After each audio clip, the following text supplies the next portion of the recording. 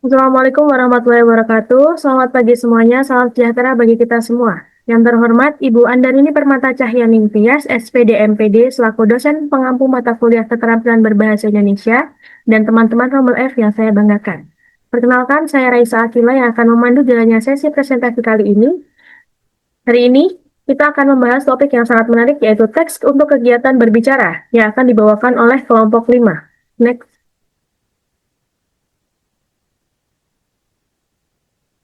Oke, kelompok 5 di sini berakrodakan yang pertama ada Mbak Dinova Aulia Primadani dengan NIM 2501050257.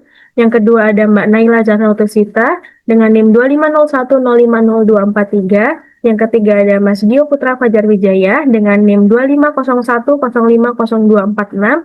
Yang keempat ada Mbak Amita Karmila dengan NIM 2501050267. Dan yang terakhir ada Raisa Akila Rosani Azma dengan NIM 2501050239.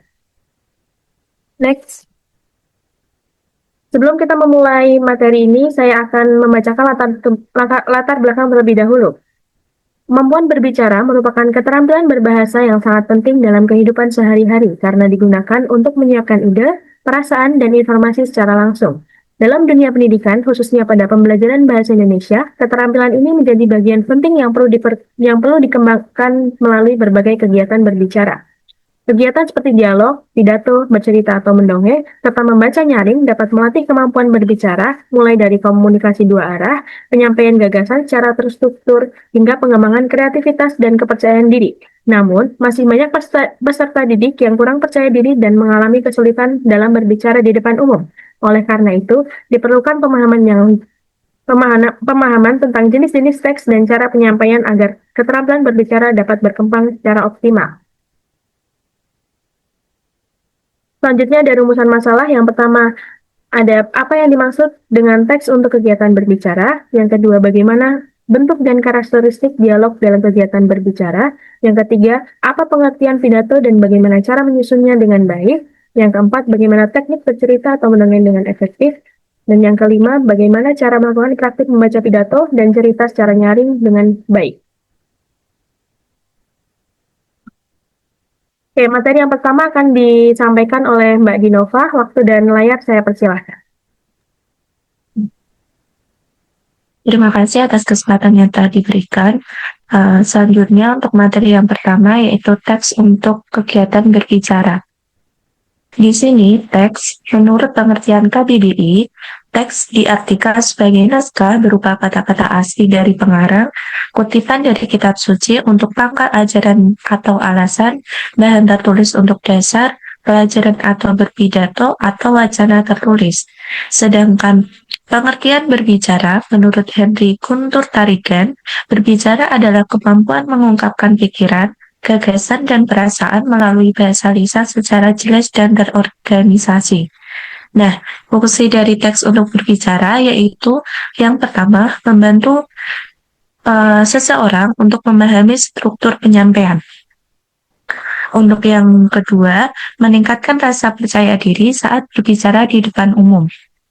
Dengan demikian, teks untuk kegiatan berbicara dapat diartikan sebagai alat bantu dalam komunikasi lisan yang berfungsi untuk meningkatkan kejelasan, ketepatan, dan efektivitas penyampaian pesan.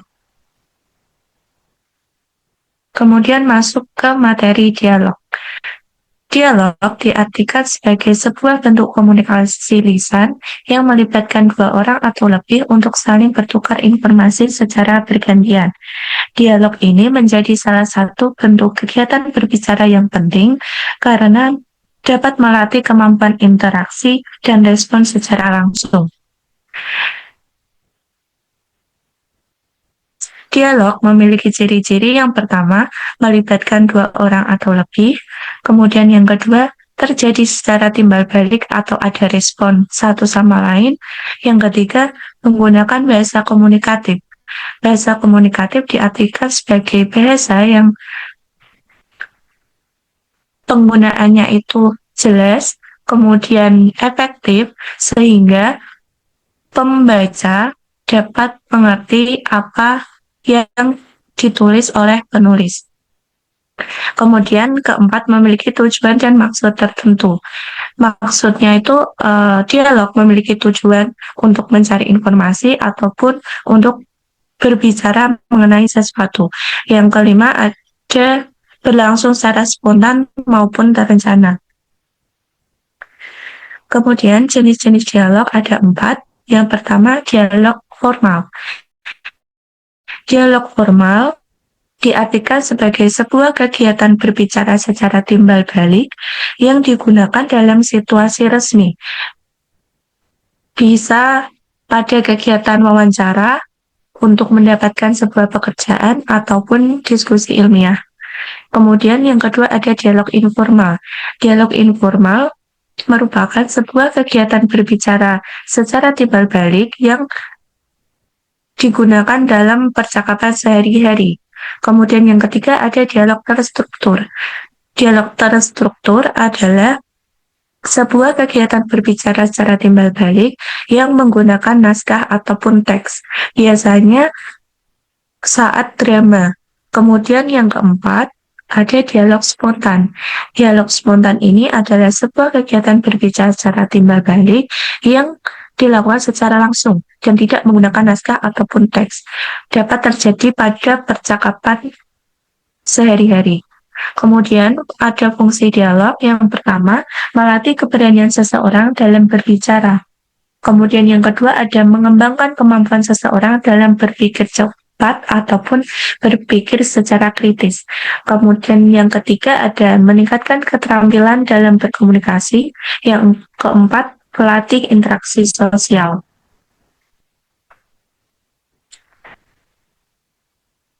Nah, fungsi ini itu sejalan dengan pendapat Nurgianto tahun 2010 yang menyatakan bahwa keterampilan berbicara itu dapat dikembangkan melalui praktik komunikasi secara langsung seperti dialog. Nah, agar dialog berjalan secara efektif, perlu memperhatikan beberapa hal. Yang pertama, menggunakan bahasa yang jelas dan sopan. Kemudian, mendengarkan lawan bicara dengan baik. Ketiga, memberikan tanggapan yang relevan. Keempat, menjaga ekspresi dan kontak mata. Kemudian yang kelima, mengatur intonasi dan volume suara. Di sini, saya memberikan contoh teks dialog. Yang pertama ada dialog formal. Dialog formal ini dialog yang pada kegiatan penerimaan karyawan baru. Jadi saat perkenalan karyawan baru yaitu seorang Andi dengan rekan kerjanya yang bernama Budi. Kemudian yang kedua ada dialog informal. Dialog informal ini terjadi percakapan antar teman. Bisa dilihat ya teman-teman dan dibaca. Kemudian yang ketiga ada dialog terstruktur. Dialog terstruktur ini menggunakan teks atau naskah. Ini terjadi saat drama pendek di sebuah kelas. Kemudian yang keempat ada dialog secara spontan. Dialog secara spontan ini terjadi percakapan secara tiba-tiba di jalan, yaitu antara Dennis dan juga Febri. Sekian materi yang saya paparkan. Selanjutnya saya kembalikan ke moderator. Oke, terima kasih Mbak Dinova atas pemaparan materi yang telah diberikan. Selanjutnya kita ke materi yang kedua yang akan dibawakan oleh Mas Gio. Waktu dan layar saya persilahkan. Oke, terima kasih moderator atas waktunya. Di sini saya akan menjelaskan tentang pidato. Yang pertama yaitu pengertian pidato. Pidato merupakan salah satu bentuk kegiatan berbicara yang dilakukan di depan umum untuk menyampaikan ide, gagasan, atau informasi kepada pendengar. Biasanya pidato disampaikan secara terstruktur dan memiliki tujuan tertentu. Misalnya untuk memberikan informasi, mengajak, atau menghibur audiens. Selain itu, pidato tidak hanya menekankan isi yang disampaikan, tetapi juga cara penyampaiannya seperti intonasi, ekspresi, dan kejelasan suara. Oleh karena itu, pidato menjadi keterampilan penting dalam komunikasi, terutama dalam situasi resmi maupun pembelajaran di sekolah. Untuk yang kedua, yaitu tujuan pidato. Tujuan pidato ada tiga. Yang pertama yaitu memberikan informasi, yaitu menyampaikan pengetahuan atau wawasan kepada pendengar. Untuk yang kedua yaitu memengaruhi atau mengajak, yaitu bertujuan agar pendengar mengikuti atau menyetujui yang disampaikan. Untuk yang ketiga yaitu menghibur, yaitu memberikan suasana santai atau menyenangkan bagi audiens. Untuk yang selanjutnya, yaitu ada struktur pidato. Yang pertama ada pembukaan. Pembukaan yaitu bagian awal yang berisi salam, ucapan syukur, dan pengantar topik. Tujuannya untuk menarik perhatian pendengar. Untuk yang kedua ada isi. Isi yaitu bagian utama yang berisi penjelasan, gagasan, serta contoh yang berkaitan dengan topik pidato tersebut. Untuk yang terakhir, yaitu penutup, berisi kesimpulan, harapan, atau ajakan serta diakhiri dengan salam penutup. Untuk yang keempat ada ciri-ciri pidato yang baik. Pidato yang baik yaitu yang pertama, menggunakan bahasa yang jelas dan mudah dipahami. Untuk yang kedua, disusun secara runtut dan sistematis. Untuk yang ketiga, memiliki tujuan yang jelas. Keempat, disampaikan dengan intonasi dan ekspresi yang tepat. Untuk yang kelima, mampu menarik perhatian pendengar. Oke, cukup pemaparan materi dari saya kembalikan ke moderator. Terima kasih Mas Dio atas pemaparan materi yang telah diberikan. Selanjutnya materi yang ketiga akan disampaikan oleh Mbak Anita Karmila. Waktu dan layar saya persilahkan. Baik, terima kasih atas kesempatannya. Yang selanjutnya adalah langkah-langkah pembuatan teks pidato. Yang pertama ada menentukan tema. Tema merupakan pokok pikiran utama yang menjadi dasar dari keseluruhan isi pidato. Tema pidato umumnya disesuaikan dengan tema kegiatan agar sesuatu yang disampaikan tetap relevan. Tema pidato berperan dalam pemfokusan gagasan agar tidak terjadi penyimpangan. Yang kedua adalah menentukan maksud dan tujuan isi pidato.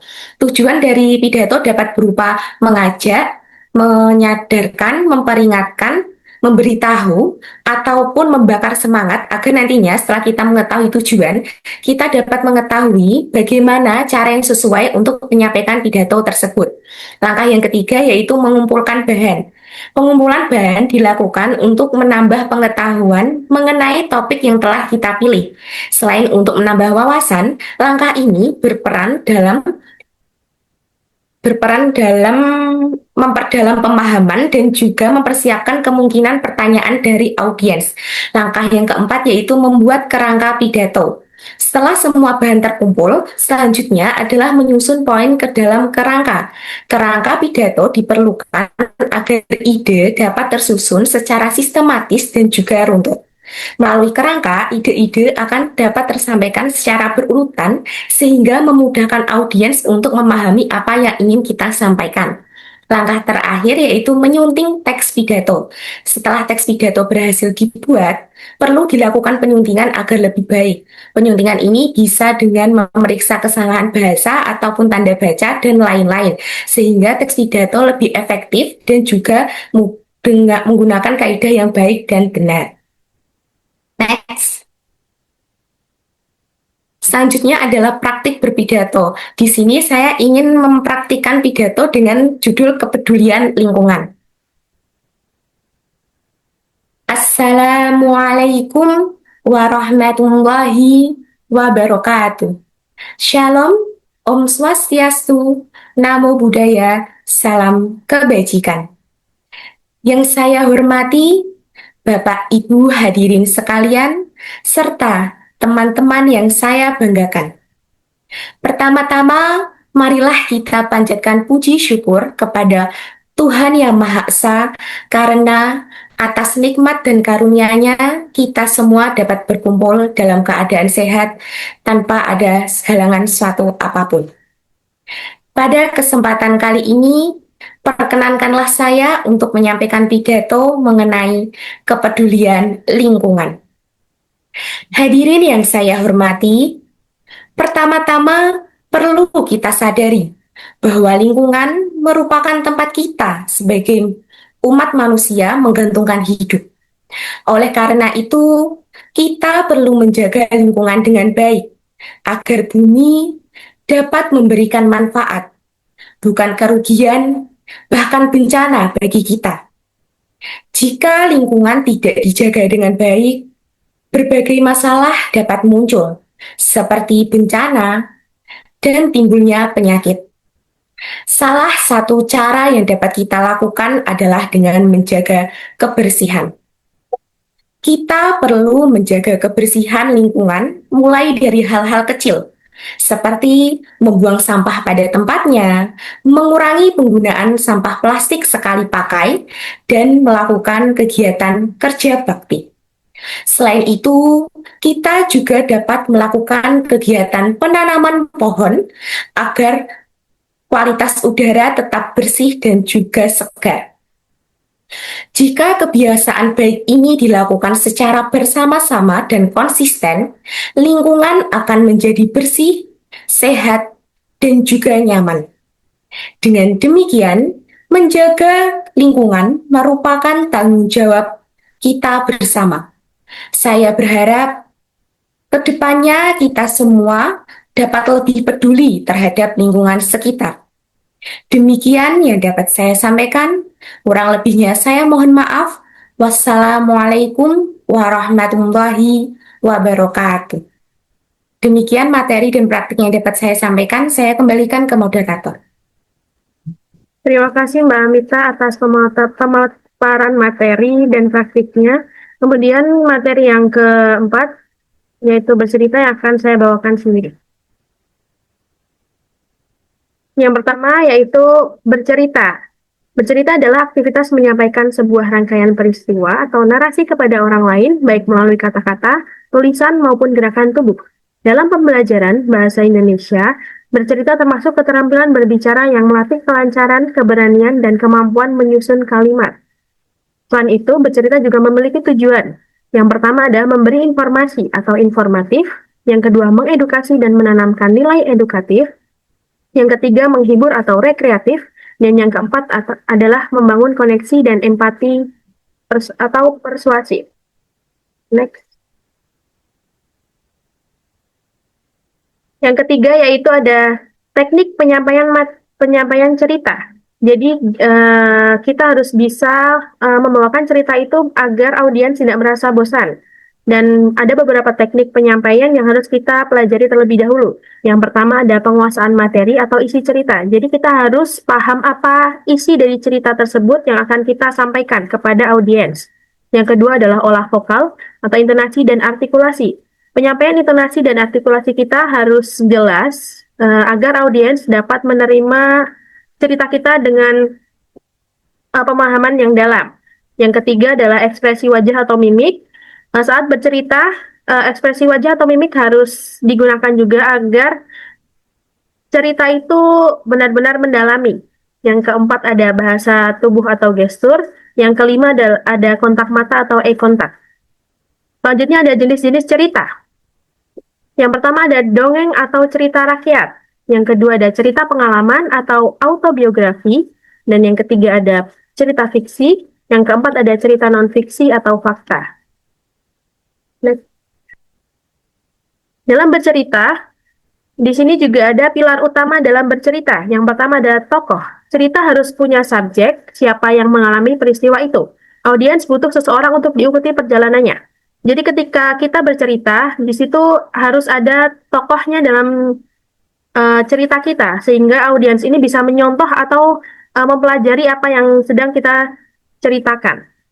Yang kedua ada latar atau konteks, di mana dan kapan cerita itu terjadi. Latar membangun suasana atau mood, tanpa konteks, audiens sulit membayangkan situasi yang terjadi. Jadi latar itu agar audiens itu bisa membayangkan apa yang kita ceritakan. Yang ketiga ada konflik. Apa masalah yang dihadapi? Konflik memicu rasa penasaran, tanpa masalah atau rintangan ceritakan terasa datar. Jadi, konflik dalam cerita ini sangat penting atau bisa disebut bumbu dalam cerita.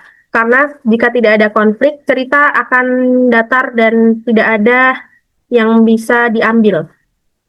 Yang kedua ada resolusi dan pesan. Bagaimana masalah selesai dan apa maknanya. Bagian ini memberikan rasa tuntas bagi pendengar. Jadi di akhir cerita itu mungkin nanti bisa dijadikan atau ada pelajaran. Next.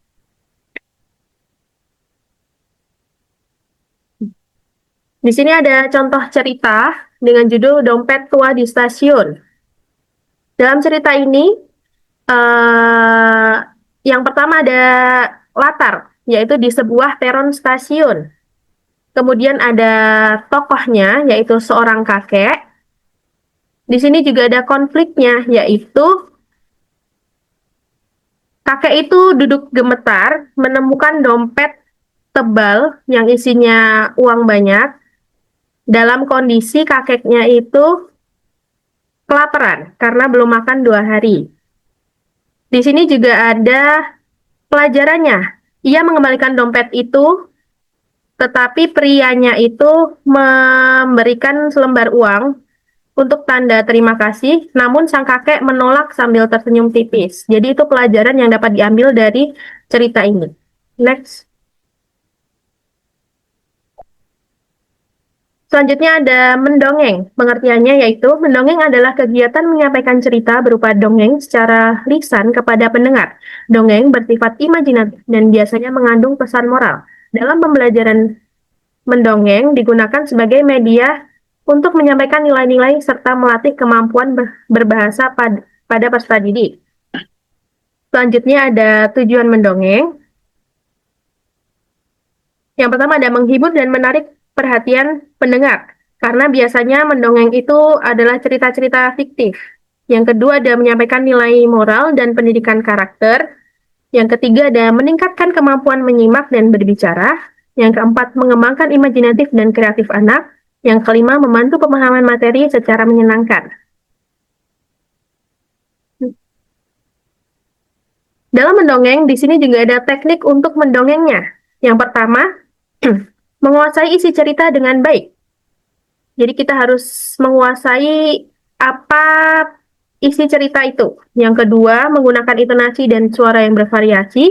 Yang ketiga, menampilkan ekspresi wajah yang sesuai. Yang keempat, menggunakan gerak tubuh atau gestur. Yang kelima, melakukan kontak mata dengan audiens. Jadi teknik mendongeng dengan bercerita hampir sama ya. Selanjutnya ada unsur-unsur mendongeng. Jadi apa aja yang harus ada dalam dongeng itu? Yang pertama ada tokoh atau pelaku dalam cerita. Yang kedua latar, yaitu tempat, waktu, dan suasana. Yang ketiga ada alur atau rangkaian peristiwanya. Yang keempat ada konflik atau masalah dalam cerita. Yang kelima ada amanat atau pesan moral yang disampaikan. Selanjutnya ada manfaat mendongeng. Manfaat mendongeng yaitu yang pertama ada meningkatkan kemampuan konsentrasi dan fokus saat menyimak cerita. Yang kedua ada melatih daya ingat anak terhadap alur dan isi cerita. Yang ketiga ada mengembangkan kemampuan berpikir kritis melalui pemahaman cerita. Yang keempat ada membantu anak mengenal emosi, yaitu senang, sedih, atau marah. Yang kelima ada menumbuhkan empati terhadap tokoh dalam cerita. Yang ketujuh ada melatih keberanian yang keenam yaitu melatih keberanian untuk berbicara atau tampil di depan orang lain. Melalui mendongeng, siswa terbiasa menggunakan bahasa dengan baik sehingga kemampuan berbicara dan pemahaman meningkat. Selain itu, cerita juga menanamkan nilai moral serta merangsang imajinasi dan kreativitas anak.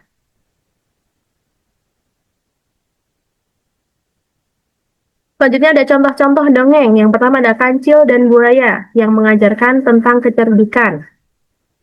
Yang kedua ada Si Kancil Mencuri Timun yang menceritakan tentang akibat dari perbuatan nakal atau perbuatan yang tidak baik. Selanjutnya ada Maling Kundang yang mengajarkan tentang berbakti kepada orang tua. Selanjutnya ada Bawang Merah dan Bawang Putih yang menjelaskan tentang kebaikan dan kejahatan. Selanjutnya ada cerita Timun Mas yang menjelaskan tentang keberanian dan kecerdikan. Sekian materi yang dapat saya sampaikan. Selanjutnya, materi yang kelima akan dibawakan oleh Mbak Naila Zarotusita. Waktu dan layar saya persilahkan. Baik, terima kasih kepada moderator atas kesempatannya. Di sini saya akan menyampaikan materi tentang membaca cerita secara nyaring. Yang pertama, jadi pembacaan cerita secara nyaring adalah kegiatan membaca teks dengan menyuarakan tulisan secara jelas dan ekspresi yang tepat agar pendengar dapat memahami isi cerita. Lalu, membaca merupakan proses kompleks yang melibatkan aktivitas visual, berpikir, dan pemahaman untuk memperoleh makna dari suatu teks menurut Rahim dari tahun 2005. Lalu menurut Henry Guntur Tarigan, membaca nyaring merupakan kegiatan membaca yang bertujuan untuk menyampaikan informasi, pikiran, dan perasaan penulis kepada pendengar.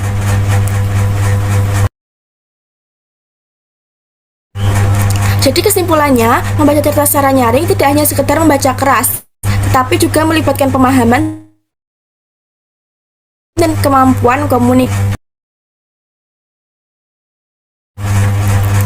Yang kedua adalah tujuan. Jadi menurut Nur Hadi tahun 2005, menurut Nur Hadi tahun 2008, tujuan membaca cerita secara nyaring yang pertama adalah menyampaikan isi cerita kepada pendengar. Membaca nyaring memahami isi cerita tanpa harus membaca sendiri. Membaca berfungsi sebagai perantara yang menyampaikan alur, tokoh, dan pesan cerita secara jelas. Yang kedua, menghibur dan menarik perhatian pendengar. Cerita yang dibacakan dengan ekspresi yang lebih hidup akan membuat suasana menjadi lebih menyenangkan.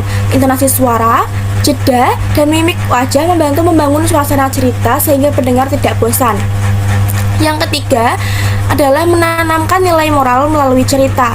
Cerita sering mengandung nilai-nilai kehidupan seperti kejujuran, tanggung jawab, kerja keras, dan empati. Dengan membaca nyaring, nilai-nilai tersebut dapat dipahami, terutama oleh anak-anak. Yang keempat adalah melatih keterampilan berbicara. Kegiatan membaca cerita secara nyaring dapat meningkatkan keterampilan dalam artikulasi atau kejelasan depan, intonasi, naik turunnya suara, pelajaran dalam pembelajaran bahasa serta komunikasi. Yang kelima adalah meningkatkan pemahaman terhadap isi bacaan. Pembaca harus memahami isi cerita terlebih dahulu sebelum menyampaikan ceritanya. Hal ini membuat pembaca lebih fokus dengan makna, bukan sekadar membaca kata demi kata. Dan tujuan utama dari membaca cerita secara nyaring adalah memahami makna bacaan dan memperoleh informasi. Next. Di sini ada langkah-langkah dalam membaca cerita secara nyaring. Yang pertama, memahami isi cerita. Sebelum membacakan cerita, pembaca harus memahami isi cerita secara menyeluruh, seperti alur, tokoh, latar, dan pesan yang ingin disampaikan. Dengan memahami isi cerita, pembaca dapat menyampaikan cerita dengan tepat. Tidak sekedar membaca kata-kata, tetapi juga menyampaikan makna yang terkandung di dalamnya. Yang kedua, ada menggunakan lafal yang jelas. Lafal atau pengucapan yang dilakukan dengan jelas dan benar sesuai dengan kaidah bahasa Indonesia. Pengucapan yang tidak tepat akan menyebabkan kesalahpahaman makna, sehingga pesan cerita tidak dapat tersampaikan dengan baik kepada pendengar. Yang ketiga adalah mengatur intonasi. Intonasi adalah naik turunnya nada suara saat membaca. Penggunaan intonasi yang tepat dapat menunjukkan suasana cerita, seperti sedih, senang, tegang, atau marah. Intonasi yang baik membuat cerita terdengar lebih hidup dan tidak monoton. Yang keempat adalah menggunakan ekspresi. Ekspresi meliputi mimik wajah dan warna suara. Pembaca harus menyesuaikan ekspresi dengan isi cerita agar pendengar lebih mudah memahami suasana dan emosi dalam cerita tersebut. Yang kelima adalah memberikan penjiwaan pada tokoh. Pembaca perlu menjiwai setiap tokoh dalam cerita. Misalnya dengan membedakan suara antara tokoh satu dengan tokoh yang lain. Hal ini membuat cerita terasa lebih nyata dan menarik bagi pendengar. Yang keenam adalah memperhatikan tanda baca. Tanda baca seperti titik, koma, tanda tanya, dan tanda seru sangat penting dalam membaca nyaring. Tanda baca membantu menentukan jeda, tekanan, dan cara pengucapan sehingga bacaan jadi lebih teratur dan mudah dipahami. Yang ketujuh, menggunakan gerak tubuh. Gerakan tubuh seperti tangan, kepala, atau posisi tubuh dapat membantu memperjelas isi cerita.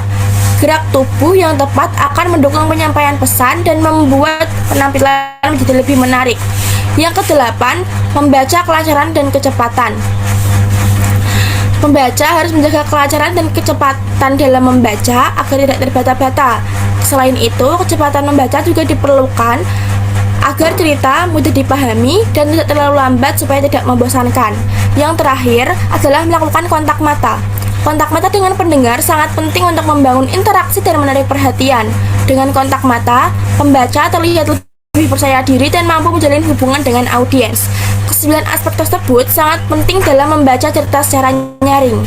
Jika semua aspek dilakukan dengan baik, maka cerita akan tersampaikan secara jelas, menarik, dan mudah dipahami oleh pendengar. Next. Di sini ada contoh penggalan cerita dari cerita Bawang Putih dan Bawang Merah. Saya akan bacakan. Suatu hari, ibu tirinya menyuruh Bawang Putih mencuci baju di sungai.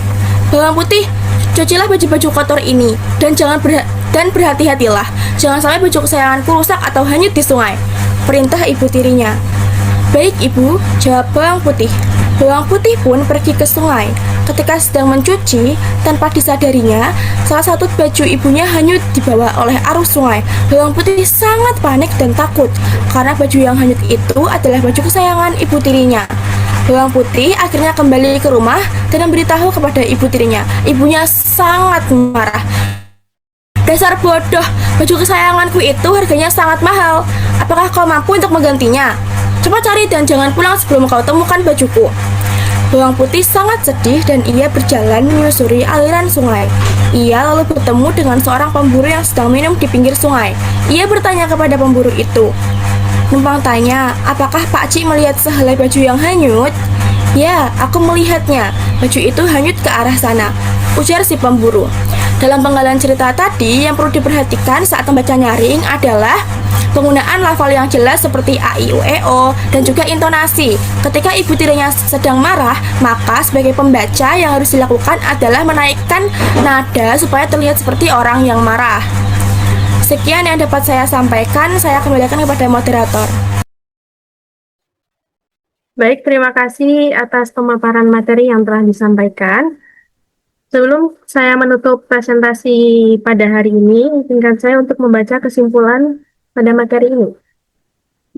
Teks memiliki peran penting dalam menunjang keterampilan berbicara karena membantu penyampaian gagasan menjadi lebih terstruktur, jelas, dan mudah dipahami. Keterampilan berbicara tidak hanya sebatas mengucap kata, tetapi juga mencakup penguasaan bahasa, penyusunan ide, serta penggunaan intonasi dan ekspresi yang tepat. Dalam praktiknya, kegiatan berbicara dapat dilakukan melalui berbagai bentuk, seperti dialog yang melibatkan interaksi dua arah dan melatih kemampuan merespon secara berpikir cepat dalam situasi komunikasi nyata. Selain dialog, pidato, bercerita, dan membaca nyaring juga berperan penting dalam mengembangkan keterampilan berbicara. Pidato membantu melatih penyampaian gagasan secara terstruktur di depan umum, bercerita mengasah imajinasi dan kemampuan menyampaikan pesan secara menarik, sedangkan membaca nyaring melatih pelafalan, intonasi, dan kepercayaan diri. Secara keseluruhan, berbagai bentuk kegiatan berbicara tersebut saling melengkapi dan memerlukan latihan berkelanjutan agar kemampuan berbicara dapat berkembang secara optimal dan berbagi situasi komunikasi. Oke, sekian pemaparan materi yang dapat disampaikan oleh kelompok 5. Terima kasih kepada teman-teman yang sudah memperhatikan. Saya akhiri. Wassalamualaikum warahmatullahi wabarakatuh.